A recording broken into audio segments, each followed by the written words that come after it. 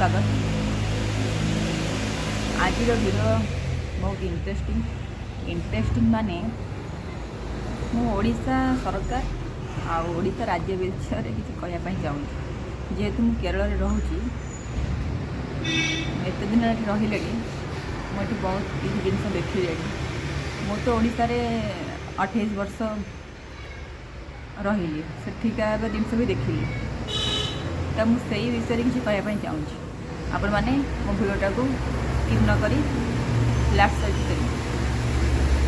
देखु। जो मैंने भी नवीन पट्टनायक सरकार सपोर्टर एवं जो मैंने मोहन मांझी सरकार सपोर्टर से किसी कहवाई चाहूँगी। नवीन सरकार 24-25 वर्ष शासन कले ओडिशार कौन डेवलपमेंट करिसेंती किसी डेवलपमेंट करें कहे आउ बात्या पर ओडिशार कायाकल्प बदल देइचंती। जो बात्या होता 1999 बस चलती योजना सब चलती महिला मान को सुदृढ़ कर सब तो कहे ना कौन। मु नवीन सरकार को भल पाए माने नवीन पट्टनायक गोटे गुड पर्सन हिसाब से भल पाए। मोहन मांझी तो एबे आसिले तांकर कौन केमती जना नहीं आगु जना पड़ो। मु केरल रे रहूची केरल पॉपुलेशन हूँ 3.5 कोटी ओडिशार पॉपुलेशन हूँ 4.5 कोटी। केरल गोटे छोट राज्य बोली समस्त जानते माने देश हिसाब से छोट राज्य गणती हूँ केरल। किंतु केरल पहचान कौन जानते केरल हूँ गोटे एजुकेटेड स्टेट आ डेवलपमेंट स्टेट शिक्षित आ डेवलपमेंट केरल हूँ परिचय। ओडिशार कौन परिचय ओडिशा हूँ गोटे गरीब राज्य आ पिछड़ा राज्य। मैंने मु कहूनी सब न्यूज वाला माने सब कहती तो मुझे माने हिसाब से मुझे कहूँ जी भी बाहर लोक जड़े जदि बाहर स्टेट बाहर लोक पचार ओडिशा गोटे गरीब राज्य पिछड़ा राज्य। जदि नवीन पट्टनायक एत सब डेवलपमेंट कर ओडिशा कौन पाई गरीब राज्य और पिछड़ा राज्य गणती एबे माने एबे तो मोहन सरकार आसिले जेपर्यंत न आसते से पर्यटन कौन पाई ओडिशा को एभली कह जाउथला। मुझे माने कहूनी केरल रे गरीब नहांती गरीब अच्छा राज्य हिसाब से केरल को देखिले कहे केरल हूँ गोटे एजुकेटेड स्टेट ता भर भी गरीब अच्छा बुलिकी लोक मागुंट भिक मागुंट घर द्वार ना कि सेटा को कई लोक गणती करेंगे जल्दी जन पचारे केरल हाँ डेवलपमेंट राज्यटा और शिक्षित राज्यटा। जी पचारे ओडिशा ओडिशा हूँ गोटे गरीब राज्य या पिछड़ा राज्य। ओडिशार धनी लोक ना प्रबल अच्छा पैसा वाला अच्छा माने शिक्षित भी अच्छा किंतु पचारे कौन कह ओडिशा गोटे गरीब राज्य कौन पाई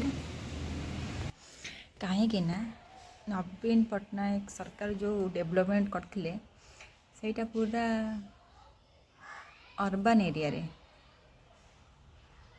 डेवलपमेंट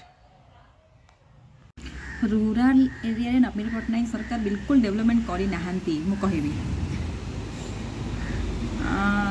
आपण तो न्यूज़ देखुथिबे आदिवासी एरिया रे रास्ता नाई छुआ स्कूल जाऊँगी दौड़ी धीरे बांधिकी पोल केमती पारी होती आम्बुलांस पहुँची पारनी प्रेग्नेंट लेडी मैंने बुहाई जाऊँगी माने तुम भाव जन जब 24-25 वर्ष रहा से तो आटलिस्ट ये सब तो सुविधा करवा कथा ना ना खाली से भुवनेश्वर को डेवलपमेंट खाली से कटक को डेवलपमेंट खाली से पुरी को डेवलपमेंट एगुड़ा ही डेवलपमेंट राउरकेला टाउन को डेवलपमेंट जिते सब टाउन रहा से डेवलपमेंट गाँ सब डेवलपमेंट हेनी तो केरल में देखिले माने कनेक्टिविटी माने केते बढ़िया सब जगार बस गवर्नमेंट बस पुणी प्राइवेट तो छाड़ गवर्नमेंट बस तमें माने गली कंदी रे रोड तो पूरा बढ़िया बस जीवनी सरकार बस चली आमर से कंक्रीट रोड है गाँ गंडारे जो मैंने आदिवासी एरिया सब रोचे से पड़े न्यूज़ रे आपण मैंने देखुवे से केमती रोड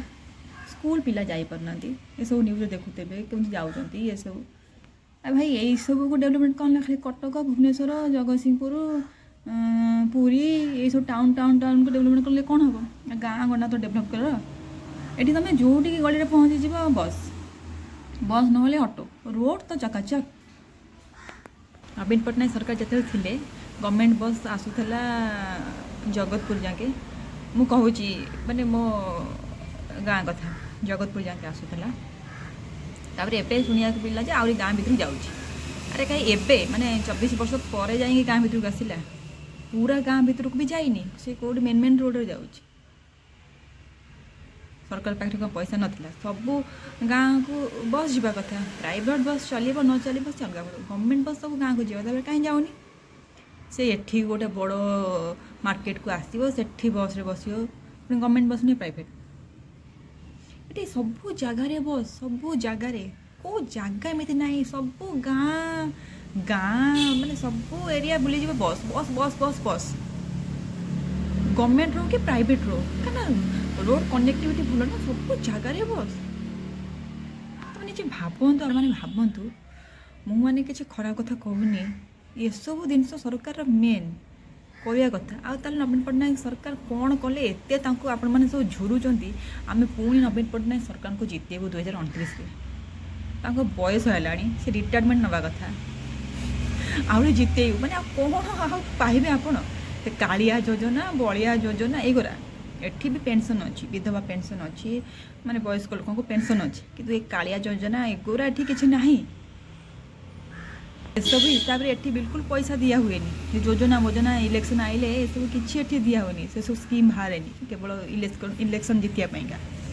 ସେସବୁ ପଇସା ସରକାର ଏ ରୋଡ଼ କେମିତି ମାନେ କନେକ୍ଟିଭିଟି ହେବ, ଗାଡ଼ି କେମିତି କ'ଣ ମାନେ ସୁବିଧାରେ ଯିବ, ଏଜୁକେସନ୍, ହେଲ୍ଥ, ଏସବୁରେ ପଇସା ଖର୍ଚ୍ଚ କରନ୍ତି। ମେଡ଼ିକାଲ ଫାସିଲିଟି ତ ବେଷ୍ଟ ମୁଁ କହିବି। ମାନେ ମୋର ଡେଲିଭରି ହେଇଥିଲା ଗଭର୍ଣ୍ଣମେଣ୍ଟ ମେଡ଼ିକାଲରେ। କିଛି ପ୍ରୋବ୍ଲେମ୍ ହେଇଥିଲା ମୋ ପୁଅର ଡେଲିଭରି ପରେ। ମୋ ପୁଅକୁ ବର୍ଷ 3 ମାସ ହେଲାଣି। 6-7 ଥର ମୋତେ ଫୋନ୍ କରି ପଚାରି ସାରିଲାଣି, ନର୍ସ ହଉ, ମେଡ଼ିକାଲର ମାନେ ଯେଉଁମାନେ ଅଛନ୍ତି ଦାୟିତ୍ୱରେ, ସେମାନେ ପଚାରି ସାରିଲେଣି ମୋତେ ଯେ ଏବେ ପିଲା କେମିତି କ'ଣ ଅଛି, ଯଦି କିଛି ଅଛି ପ୍ରୋବ୍ଲେମ୍ ଆଣିକି ଦେଖାନ୍ତୁ ମେଡ଼ିକାଲରେ। ଏମିତି ଓଡ଼ିଶାରେ ହେଉଛି? ଆପଣ ନିଜେ ଭାବିଲେ। ନବୀନ ପଟ୍ଟନାୟକ ସରକାରଙ୍କୁ ଆପଣମାନେ କାହିଁକି ଏତେ ଝୁରୁଛନ୍ତି ମୁଁ କିଛି ବୁଝିପାରୁନି। ମାନେ ନ୍ୟୁଜ୍ରେ ଆମେ ଯେତେବେଳେ ଦେଖୁ, ବା ମୁଁ ଯେତେବେଳେ ଘରେ ଥିଲି, ଓଡ଼ିଶା କଥା କହୁଛି, ମାନେ ମୋ ନ୍ୟୁଜ୍ ଦେଖି ଆଶ୍ଚର୍ଯ୍ୟ ଲାଗେ। ଏବେ ବି ଲାଇନ୍ ଯାଇନି ଆଦିବାସୀ ଅଞ୍ଚଳ ଏରିଆକୁ, ସେପଟେ ମାନେ ଆଦିବାସୀ ହଉ, ମୟୂରଭଞ୍ଜ ଏତେ ଡିଷ୍ଟ୍ରିକ୍ଟ ରହିଲାଣି, ସବୁ ଲାଇନ୍ ନାହିଁ, ରାସ୍ତା ନାହିଁ, ଗାଡ଼ି ଯାଇପାରୁନି, ଡେଲିଭରି ପେସେଣ୍ଟ ଆସିପାରୁନି, ଛୁଆମାନେ ପୋଲ ଚଢ଼ିକି ମାନେ କ୍ଷମା କରିବେ, ଛୁଆମାନେ ଯାଉଛନ୍ତି ସେ ଝୁଲା ପୋଲରେ ପାଠ ପଢ଼ିବାକୁ। ଆରେ ମୁଁ ଏଠି ଦେଖିଲି, ଏଠିକାର ଡେଭଲପମେଣ୍ଟ ଦେଖିକି ମୁଁ ଭାବୁଛି, ଖାଲି ସରକାରଙ୍କୁ ଖାଲି ସେ ଉପରେ ଯୋଜନା ଯେଉଁ ଚଲାଇ ଦେଉଛନ୍ତି ସେଇଥିରେ ପୁରା ଖୁସି। ଆଉ ବାକି ଯେଉଁ ରହିଲେ ଗାଁ ଗଣ୍ଡା ଲୋକ, ତାଙ୍କ ପାଇଁ କ'ଣ କରିଛନ୍ତି? ଖାଲି କାଳିଆ ଯୋଜନା, ଇଏ ପଇସା ଦେଇଦେଲେ ଗଲା। ତାଙ୍କ ପାଇଁ ସବୁ ଏସବୁ ଡେଭଲପମେଣ୍ଟ କରିବା କଥା ନା, ହେଲ୍ଥ, ଏଜୁକେସନ୍, ରୋଡ଼, ଏସବୁ। ଭଗବାନ, ଆପଣମାନେ ଓଡ଼ିଶା ଲୋକ କ'ଣ ଦେଖିକି କେମିତି ପାଗଳ ହେଉଛନ୍ତି ଗୋଟେ ସରକାର ପାଇଁକା। ସରକାର ନବୀନ ପଟ୍ଟନାୟକ ଭଲ ଲୋକ ହିସାବରେ, କିନ୍ତୁ ତାଙ୍କୁ ଏସବୁ ତ ଡେଭଲପମେଣ୍ଟ କରିବା କଥା ନା। ବାତ୍ୟା ପରେ ଓଡ଼ିଶାର କାୟାକଳ୍ପ ବଦଳିଛି। ବାତ୍ୟା କୁଆଡ଼େ ହେଇଥିଲା? ଜଗତସିଂହପୁର, ପୁରୀ, କେନ୍ଦ୍ରାପଡ଼ା, କଟକ, ଏପଟେ ବାତ୍ୟା ହେଇଥିଲା ନା ପୁରା ଓଡ଼ିଶା ସାରା ବାତ୍ୟା ହେଇଥିଲା କି ନାହିଁ? ହେଇନଥିଲା।